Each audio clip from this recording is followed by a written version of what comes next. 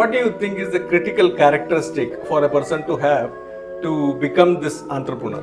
So what scientific principles do you apply in your role as an entrepreneur? What is it that you value most? So in this entire journey, what I value most is the...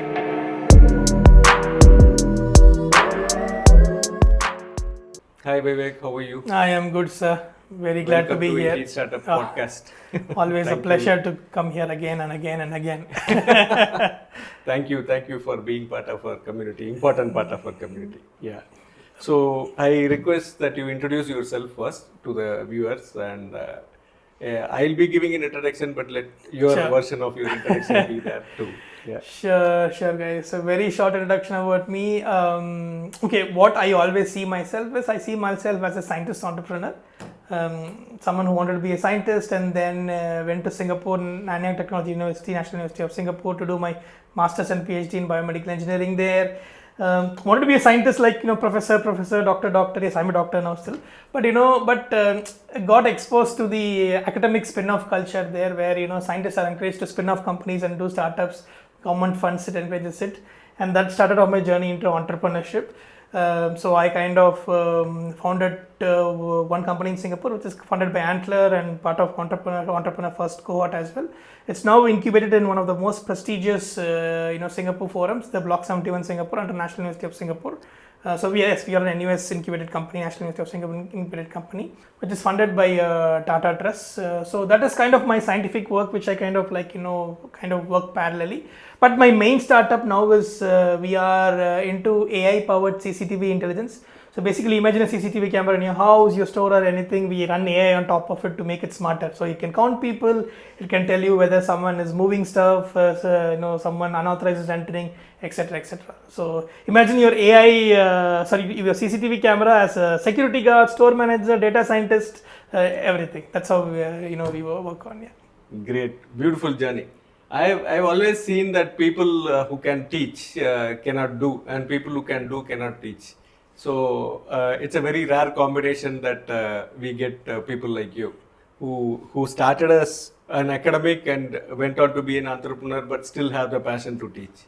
So can you tell us about your earliest life of as an entrepreneur? Sure. So early life as an entrepreneur, sir, I would clearly say that my exposure in Singapore as a scientist kind of shaped the journey. Okay, as a scientist, you look at logic, you look at see, it's not about profit, it's about just proving the thing works in the truth. Okay, so that kind of encouraged me to kind of look at truth first and science first. But parallelly, since we are also exposed to the PR of entrepreneurship. Back in Singapore, it was the Silicon Valley entrepreneurs, Bill Gates, Steve Jobs, Elon Musk coming in. So that PR kind of gave us this persona that, okay, so I can also become something like that. And then that persona kind of attracted me. So while I was doing my PhD, one amazing thing was my PhD supervisor, Professor Chow Siu Ming, we can also look him up from NTU. So he parallelly had a company. So whatever patents we developed in our lab, we spun off into companies. Okay. And then we had professors who were earning royalty from the patents, and then that was supporting the lab. So this culture and the Google culture, so that was a time when the university and entrepreneurship culture was aligning in the West, and Singapore was also equal to the West. It's not different. So that kind of alignment came and was inspiring. So imagine, you as a young PhD scientist, of course, academic was very competitive. I was not that top of an academic there. Okay. So imagine I can just invent something and I can just patent it and spin off a company, and then I can also be like Steve Jobs, etc. Kind of inspired me. So that is when, I invented a lollipop which could detect tuberculosis, COVID. Actually, it's a lollipop, and the term is correct. So which could detect that, and then kind of tried to spin off and then start something on that. Okay. That is when Entrepreneur First is a UK-based program which partnered with Singapore government, and they came up with a program where they invited scientists to come and start companies, and they invested. So I was part of their cohort, and then Antler, which I got invested. And then the rest is history. So once you get that investment and you enter into startup, right? Because now you can't go back to academia because people would have run forward of you will be underqualified. But now since you're in entrepreneurship, you understood it's all about ensuring that the product and the market fit is right. And the innovation is there, and then you can make it even bigger, and that's where you keep going here. So not everybody actually transforms into an entrepreneur. Not every academician does that. What do you think is the critical characteristic for a person to have to become this entrepreneur? So if you ask me honestly, sir, I would say it's the drive, the fire in you. Some call it greed. Some call it greed, some call it fire, and yes, I call it proving myself to there, and also exposure, sir. That if you have that greed and exposure, I think you can transform an entrepreneur. Academicians, the problem is problem. I would say, of course, I've seen that happening in India as well, because a lot of incubators and accelerators are academic based. These are academicians sitting and running the things. Is that it's very KPI based, and that greed is something seen as bad. So you are kind of seen that the greed is bad, and you are kind of seen that that is bad. And another important thing is the risk taking capability, and academia is something where you go for a risk free job. You kind of publish papers, you are in a risk-free job. So thus risk-taking ability is also something which is, if an academician has drive, risk-taking ability, he will definitely be an entrepreneur, which I've seen among Singapore professors. If you look at a lot of Western professors, they are doing that. They are running the lab, parallelly spinning off companies and then doing it. No, so I take it that if you channelize the greed properly, with the scientific mind of an academic and the channelized greed of an entrepreneur, we can definitely more companies can be created, more efficient companies can be created. Great. So which one is driving you today? Being an entrepreneur is driving you, or is the scientific the pursuit of science driving you today? Being an entrepreneur, sir, I would say. Being an entrepreneur is what is driving me, especially with this hope. The market is getting bigger, the world is getting smaller, the technology is getting wider. And to me, as a scientist, if I can't, who can? So that hope is kind of driving me as an entrepreneur first. Scientist helps me because as a scientist, I can clearly spot the noise and the signal. So in the current entrepreneurship world, a lot of noise, hype and signals are there. I was going to ask you that. So what scientific principles do you apply in your role as an entrepreneur?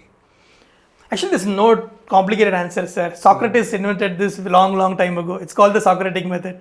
Simply asking your question, why, how, what, and asking yourself this simple question: how are people making money? And one simple question: what if it is a hype, or what if I am wrong? So you are saying research mindset. Yes, Socratic method of asking questions. I am a great proponent of mom test, which of course I think your people can look up as well. It's a very popular mom test recommended by YC, Antler, etc. It's about asking the right questions and basically assuming that all people are lying. House MD is a very popular TV series. In fact, I think all entrepreneurs should watch that everybody lies. Because trust me, feedback is of course, some do give good feedback. I appreciate that. But mostly it's about how you look, how rich you are, who your dad is, who are you connected, and what will they get through it. So that's why. It is also that, if I give a feedback, are you ready to take it? Yeah, that is true. That is true. Unless if you are so excited about your idea, you will hear what you want to listen. Yes. Or you won't hear what I want to tell. Yeah. So most times when people come to you for feedback, as a layman, when somebody tries to do a research with me, I think, okay, I just want to be done with this engagement. He is a college student, so I just want to answer him. I don't want him to feel hurt. What is there for me in it? So absolutely. I'm not even lying. And sometimes I'm actually thinking that what I'm saying is the truth, but I may not behave that way. So, in your transition from, I don't think you have transitioned. You have just added some skills as entrepreneur to build a company. So, in this entire journey, what is it that you value most? So in this entire journey, what I value most is the perseverance, and the flexibility of things that happen to me as an entrepreneur. That you have to push through that, and the hustle. You hustle for things. It's not about things don't get handed over to you. Especially you don't have a rich father. So you have to hustle. The hustle means. But you got Antler to back you. Yeah. That's the hustle, because my professor, everything, my research there. The hustle is something which you enjoy while you do, and once you hustle and you kind of achieve it, you enjoy. And then another thing is the flexibilities of the time and effort and thing. That's something which I really enjoy. That at the morning, I of course as an entrepreneur, some works late at night, wake up late in the morning. That flexibility, yes, some might not agree, but that's something which I enjoy. It's a very valuable thing. But at the end of the day, when you go back to bed, you kind of realize that what you build is your own, not someone is owning it. What you build is your own, and whatever you created is out of your own effort. So that kind of makes you feel invincible in a good and a bad sense, but you kind of realize that, okay, so I did it myself. I don't have a rich father. I didn't have anything. Whatever I did is by myself. That kind of gives you a good feeling. Right. Yes, but sometimes that kind of makes you feel stuck and hold on to things. But still, I think those are things which helps value. I think not having a lot of resources actually challenges you and makes you efficient. Yes, right? Yes. So it's a good thing sometimes. In fact, I tell many kids who come for mentorship that you should put yourself in problem, put yourself in misery. Even if you have a lot of privilege from your family, don't take it. Let it be there. And try to build something by your own self and try to take responsibility for your life. Because I think at the age of 24, many people who come to me are college students, they are 21, 22. I started my employment at the age of 21. So I was a breadwinner for my house. When I was 21 years old, I had 2-3 dependents. I got married when I was 24. By the age of 30, I had 5-6 dependents with me. And of course, all these people came together. When I say dependence, I was also dependent on them. It is not that only they were dependent on me, technically. But the point is that in my mind, I was always having the responsibility. So that is why I felt, so I think that is what brought you also forward, right? Yes. You had the responsibility to do something. There was no comfort of parent taking care of you till you are 30. Actually, sir, you are very right. So I was having this because my dad was an employee. He was employed in, he was an engineer. He was employed in a textile mill here. So, regular salary, mom was also employed. So when I went to Singapore, I was okay. I was determined, be in Singapore, get the green card, PR. It's called PR in Singapore, equivalent. Start something there, become a professor, buy a house, the usual shebang of things which any Indian parent would expect. But one thing that kind of stuck me in was that my professor was giving a lecture about innovation and entrepreneurship, and he said. You can become rich by a salary. You can only become wealthy by starting a business. So he said that he was very economic. Okay, he was a behavioral economics professor. So it was very, very good. So he said, see, if you earn a salary, you will earn 3 times higher than your dad. So if your dad lives in a 2 BHK, you will go to a 4 BHK or a villa. Yeah, right. Okay. So that will be the transition because inflation will keep up. Even though your salary passes inflation, you use technical term, but if you want to increase your wealth 50x, the only way you do is you start a business. And he said that's a practical way too, and that is why he said, why do you think Bill Gates' father and mother were salaried, but that gave him a cushion to start a business. Right. And if you look at the whole thing, even Elon Musk had a privileged background, but he kind of multiplied the wealth because that kind of gave him a base to multiply. So that's what he kind of said. That is why he recommended entrepreneurship, because everyone wants to become rich, but you can only become wealthy by being an entrepreneur. Yeah, it's more important to be wealthy because rich can go. But wealth will not be. Mm. Okay, so I actually this transition from being rich to wealthy or aspiring to be wealthy from just stop being rich. How did you take failures during the earliest days? Because you don't have a role model where you have seen your father go through business and take risks and things like that. How did you manage the earliest failures that you might have faced during the Failures, there's no easy way, sir. It's always about biting it. It's always tough. Failure is tough. You have to simply go through it.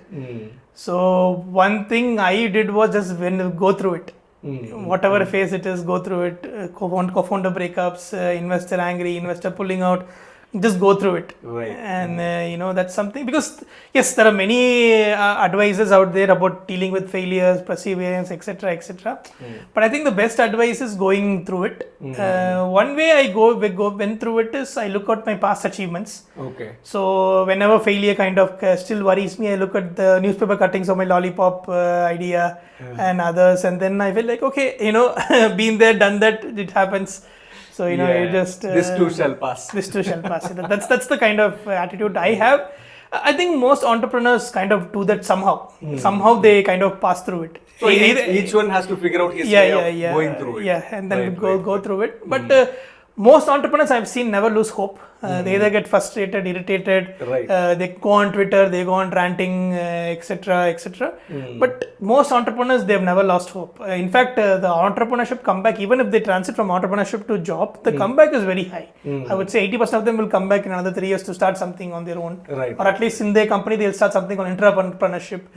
That's something which I have kind of seen that.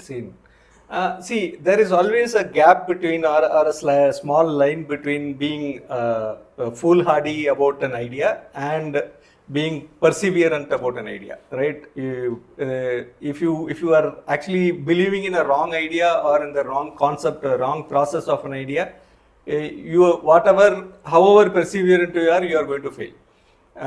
So how do we distinguish that? At what point can we distinguish that, okay, I am being wrong, I am right, so I will continue to do this, or take a decision, no, I think I am wrong, so I have to take a pivot. How do we get into that point? So you wouldn't believe, sir, this is something which I've been studying for the past 5-6 years. Oh, okay. As a scientist, because I did a minor in behavioral economics. Because one good thing in Singapore NTUs, you can do a major, minor, you can involve in classes and you can pursue sidetrack. And there is one thing very interestingly I found is that, sir, there is no hard answer for it. Okay. For the viewers here, I would recommend a very nice book. Even in fact, you would have heard of the book. It's by Nassim Nicholas Taleb. He's a risk analyst and a behavioral scientist. The book is called The Black Swan. Black Swan. Black Swan. And there's one more favorite book. It's also in my bag right now. I can show you. It's called Fooled by Randomness. The role of chance in market and life. So having studied that, it's very, very hard to pinpoint, sir. Like the Dunning-Kruger effect, which I always like to point out. Smart people think they are dumb. Dumb people think that they are smart. So Vivek, you said about persistence and perseverance as an entrepreneur. So I want to know, what is the distinction between being persistent on a good idea and being foolhardy about a bad idea? How do you find out the difference? Very, very interesting question, sir, because trust me, as a scientist, I was studying this for the past 5 years, even more. One good thing with Singapore universities is that they'll help you pursue some minors and some side gigs apart from your major. Right. And my major side gig was behavioral economics.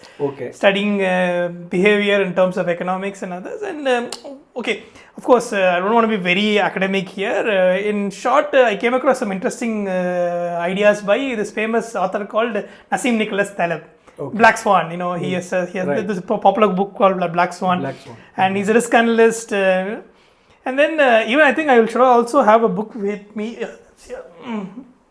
So this is also a book by Nassim Nicholas Taleb, was Fooled by Randomness. As you could see, I've taken a lot of notes here. In fact, I was trying to do even another mini PhD on this, but of course time didn't permit.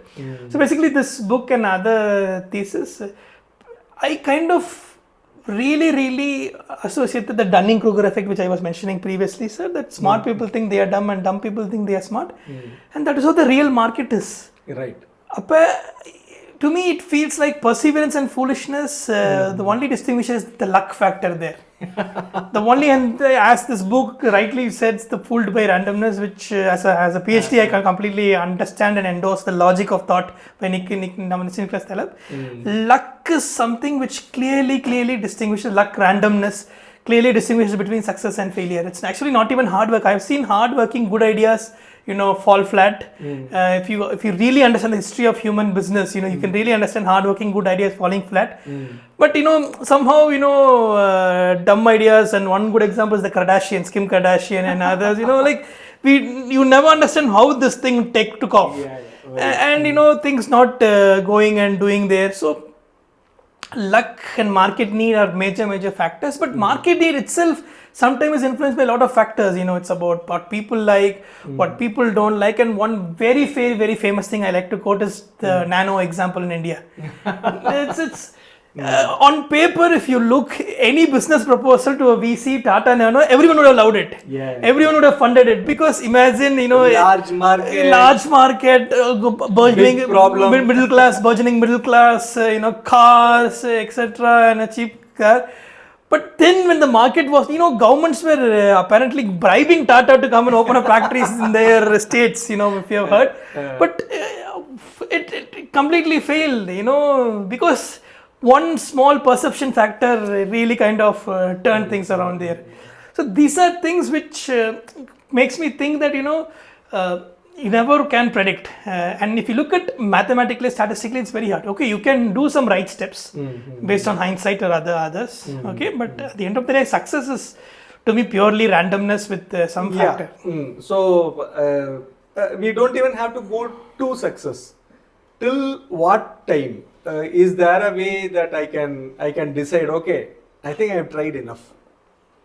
Is there a scientific way to do that, or you are saying no, it is only whether you feel it or not, whether you have the money to pursue it or not?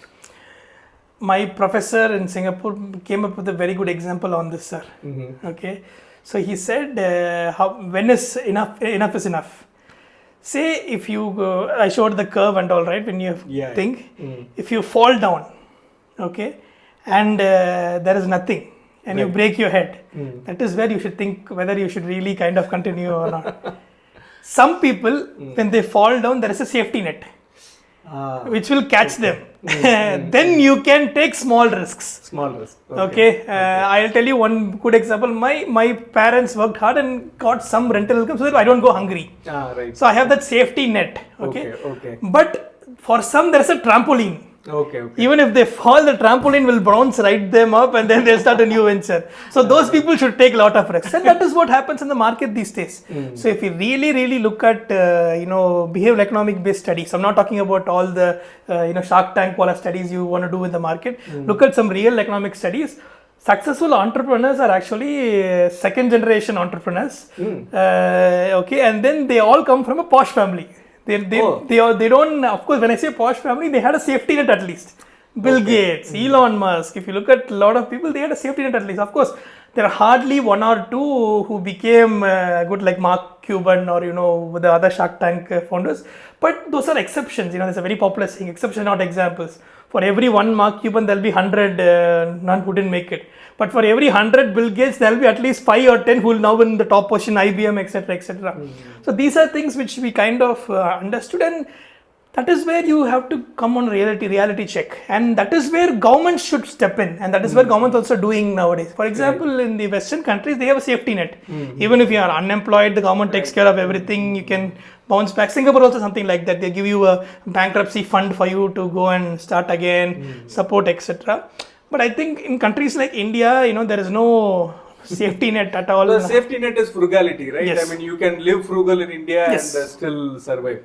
So basically, you are saying that I think I'm interpreting, I'm understanding it like this: that you have to be lucky enough to be alive to take the risk again. Yes, absolutely.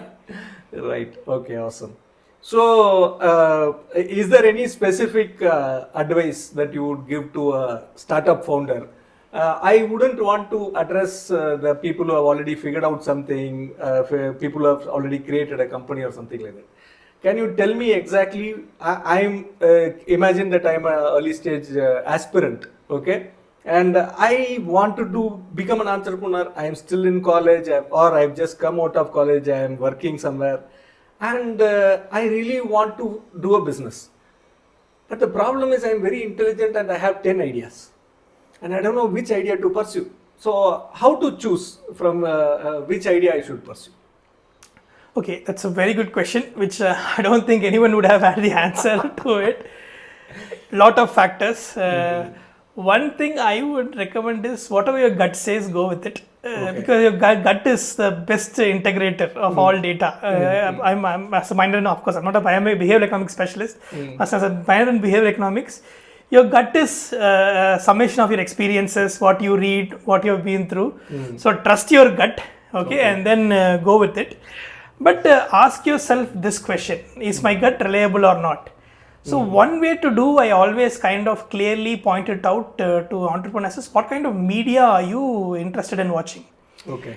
If you're someone who reads Wired, Silicon Valley, kind of looking into, say, Pirates of Silicon Valley, into that, who understands hardcore tech, who understands hardcore tech emergence in a different perspective, I think your gut feeling would have some solid models to go with it. Okay. But the media in which the current students are exposed to, I'm talking about tier 2, tier 3 students are different. Instagram and others, I don't think so. The gut feeling signal pattern from these media would be robust enough for them to suggest a good idea.